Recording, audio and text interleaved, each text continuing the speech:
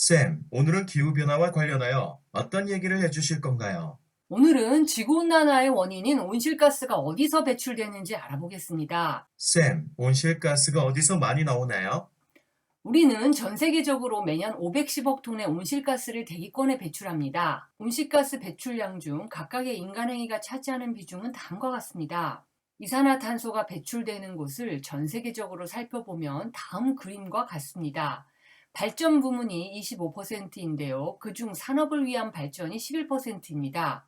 그리고 산업 부문이 21%, 운송 부문이 14%입니다. 2018년 전 세계 이산화탄소 배출량 1위는 중국으로 약 112억 톤입니다. 그 다음이 미국으로 53억 톤입니다. 3위는 인도, 4위는 러시아, 5위는 일본입니다. 1위에서 5위까지의 국가가 배출하는 이산화탄소 양이 58%로 절반이 넘습니다. 6위 독일, 7위 이란, 8위 한국, 9위 사우디아라비아, 10위 캐나다입니다. 이 순위는 국가별 배출 순위인데요. 1인당 배출량을 따지면 미국이 중국보다 훨씬 많습니다. 1인당 배출량 순위는 1위가 사우디아라비아, 2위가 미국, 3위가 캐나다, 4위가 우리나라 한국입니다. 5위 러시아, 6위 일본, 7위 이란, 8위 중국, 9위 유럽연합, 10위 인도 순입니다. 1인당 배출량 세계 평균은 4.8톤인데요. 미국은 그 3배 이상을 배출하고 있습니다. 한국도 세계 평균의 2.5배가량을 배출하고 있습니다. 산업혁명 이후, 그러니까 1850년 이후 이산화탄소 누적 배출량을 국가별로 보면 미국이 압도적으로 1위입니다. 산업혁명이 먼저 일어났던 유럽 국가들의 누적 배출량도 많습니다. 산업혁명기에 비해 20세기 이산화탄소 배출량이 훨씬 더 많았고, 특히 20세기 후반으로 갈수록 배출량이 늘었습니다. 산업혁명 초기보다 20세기 후반에서 21세기에 이르기까지 이산화탄소 배출량이 증가하면서 중국과 러시아의 경우는 누적 배출량이 많아졌습니다. 이 자료들을 보면 누가 온실가스를 줄여야 하는지가 분명하게 보입니다. 가장 먼저 미국입니다. 국가 전체적으로도 그렇고 1인당 배출량도 높습니다. 그리고 다음은 유럽과 일본, 캐나다, 그리고 한국입니다. 이들은 모두 제조업이 강세인 국가이면서 소득 수준이 높고 그에 따른 소비 수준도 높아서 이산화탄소 배출량이 많습니다. 중국이 현재 이산화탄소 배출량에 있어 압도적으로 1위이므로 중국도 온실가스 감축에 노력해야 합니다. 하지만 다른 주장도 있을 수 있습니다. 제품을 만드는 나라만 책임이 있고 쓰는 나라는 책임이 없냐는 것이죠.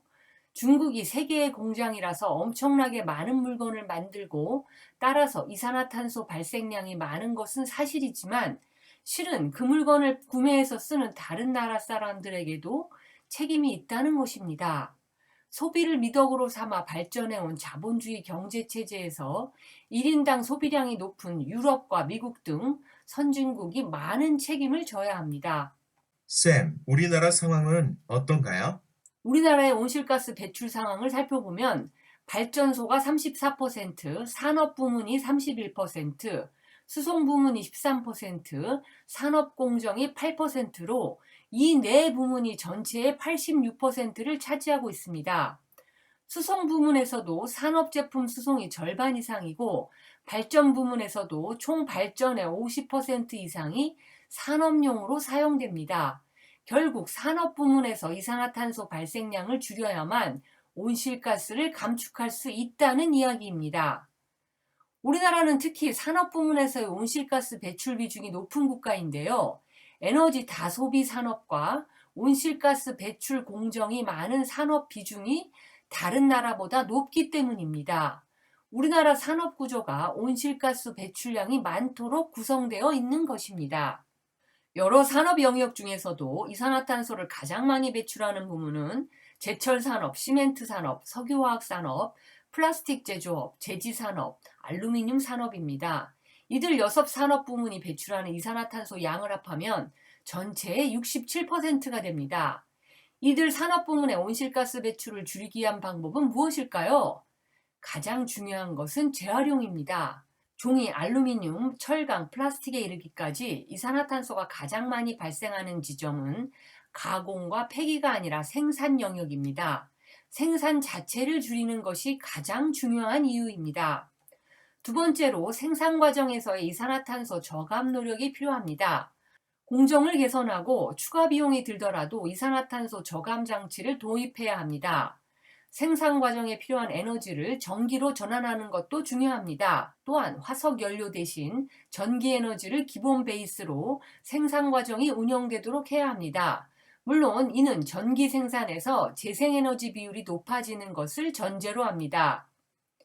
이 두 방법 모두 우리들 시민이 할 수 있는 영역은 아니라고 생각할 수 있지만 꼭 그렇지만은 않습니다. 이들 기업이 생산 과정에서의 이산화탄소 저감 노력을 얼마나 하고 있는지에 대한 감시와 항의를 통해 기업들의 노력을 강제할 수 있습니다. 또한 법적, 정책적 압박을 가할 수도 있습니다. 이들이 이산화탄소 저감 장치를 비용이 더 들매도 불구하고 적극적으로 도입하게 하려면 그냥 기업들의 선의만 바라서는 될 일이 아닙니다. 올해 2021년 10월 18일 2050 탄소중립위원회는 2030년 국가 온실가스 감축 목표를 2018년 온실가스 총 배출량 대비 40% 감축으로 확정했습니다. NDC에 따르면 온실가스 배출량은 2018년 7억 2,760만 톤에서 2030년 4억 3,660만 톤으로 40% 감축한다는 것입니다. 기존 26.3% 감축에서 목표 수치를 대폭 상향 조정했습니다. 석탄 발전 등을 줄여 전기열 생산 부문에서 44.4%를 줄이고 산업 부문에서는 철강 공정 전환 등을 통해 14.5%를 줄이고 건물 부문과 수송 부문, 농축산 부문에서도 각각 32.8%, 37.8%, 27.1%를 감축하는 것이 목표입니다. 발등에 떨어진 피할 수 없는 재난인 기후위기를 극복하기 위해 온 국민이 지속적으로 함께 논의하면서 2050년 탄소 중립이라는 목표를 향해 연착륙할 수 있도록 함께 지혜를 모아나가야겠습니다.